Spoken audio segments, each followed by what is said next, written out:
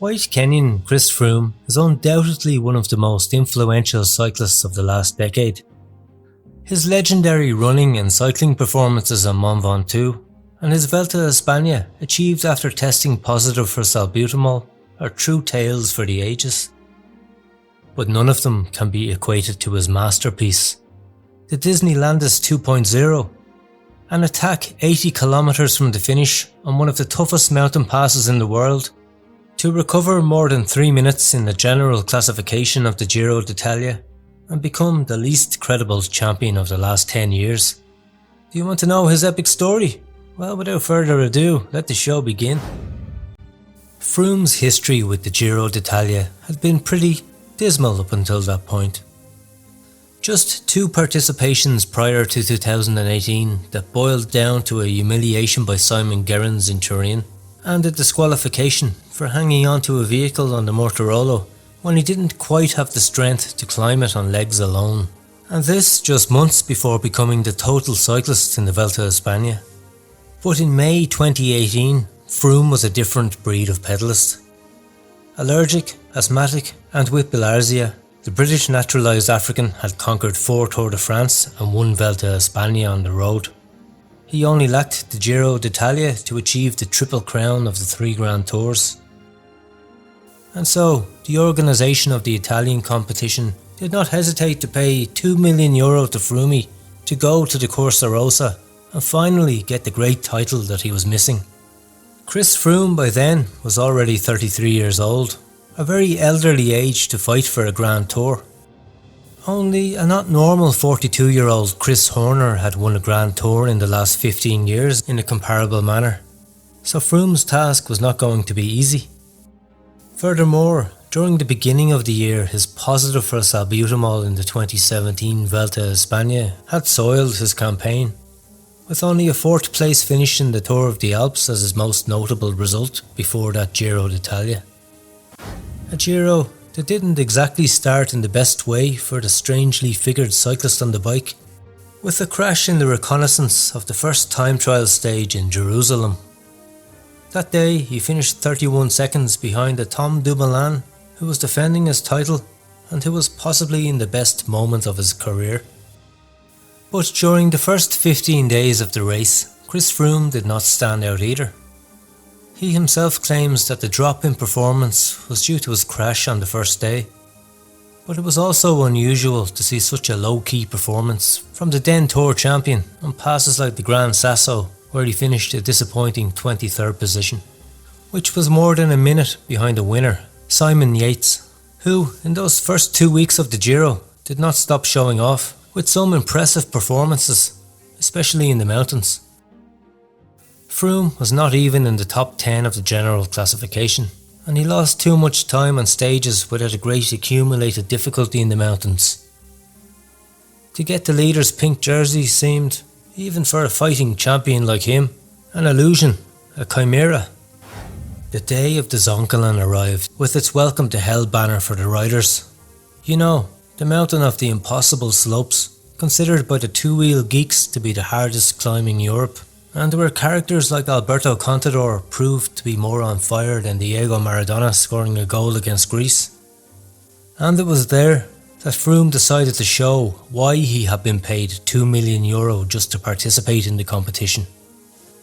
Thanks to his teammate, Wout Poels, our Christopher made an attack 4 kilometers from the summit. And although the radioactive leader, Simon Yates, winner of 3 stages in that Giro, was able to follow him, it seemed that the Orica rider wanted his compatriot to have his minute of glory, and so he won, with only a few seconds of advantage over the pink jersey. And nor did it imply anything serious for Yates. Froome was only 5th overall, and the next day in Zapata he again gained more than a minute and a half from the asthmatic in another display of the Yates' evil twin. Credible cycling, as you can see. In the long time trial in Rovereto, Froome again performed well and only lost 13 seconds to the specialist Tom Dumoulin. But there were still 2 more mountainous stays in the Turin Alps, and right there the Skyrider was going to perform a wonderful imitation of Floyd Landis' display in the 2006 Tour de France.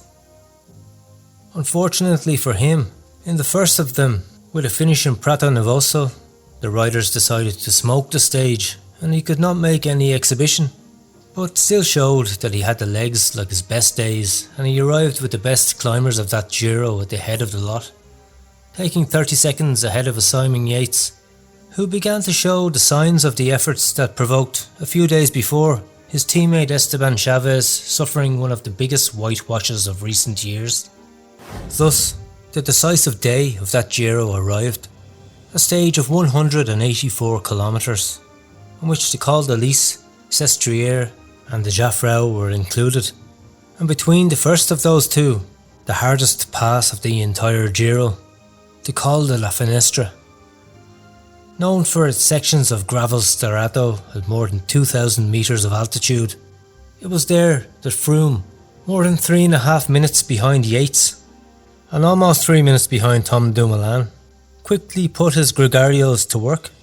None other than the illustrious rider Salvatore Puccio, one of those Italians who came to the Giro just for being Italian, was one of those who was at the head of the bunch, and with a strong passadoble began to leave several of the best climbers in the peloton stranded.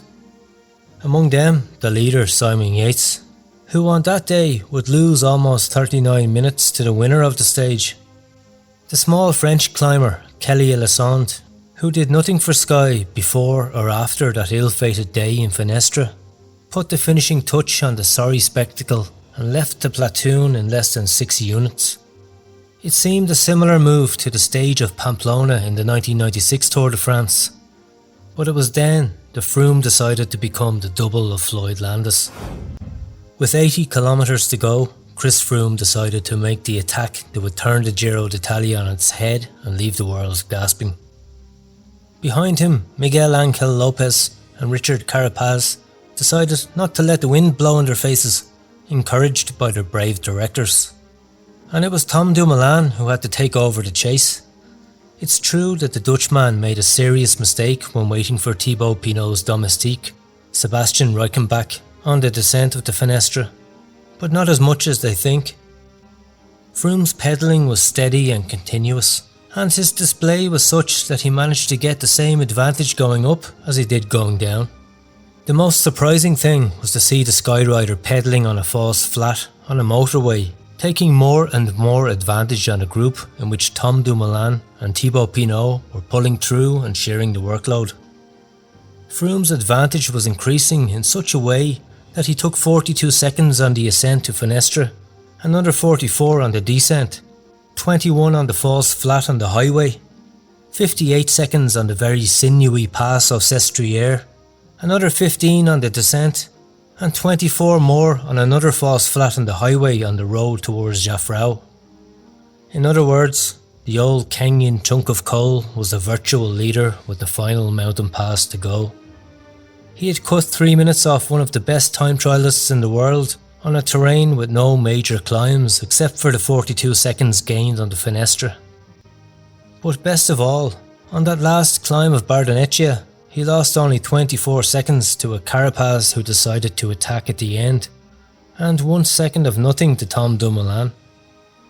Of course, he won the stage with a face that was far from empty of effort, and the second placed rider came in 3 minutes behind a man who, like Floyd Landis in 2006, kept drinking and drinking from different bottles given to him by the Sky assistants during his epic ride to victory.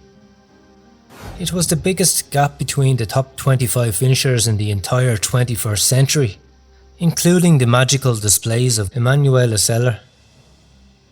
Froome had won the Giro D'Italia, the fastest Giro in history, faster than the 2009 Giro, in which the second and third place finishers were stripped of their places of honour for doping. Right away, Sky started selling us the story that Froome had won thanks to marginal gains. A new saddle that saved him some discomfort while pedalling, or oval chain rings. I think the best reaction of all was from Jumbo's New Zealander, George Bennett, who came home in 12th place that day, at over 8 minutes back. He literally said, in a different accent mind you, "Oh man, he did a Landis." Because that, ladies and gentlemen, is what happened on May 25th, 2018, the day of the last victory of Chris Froome.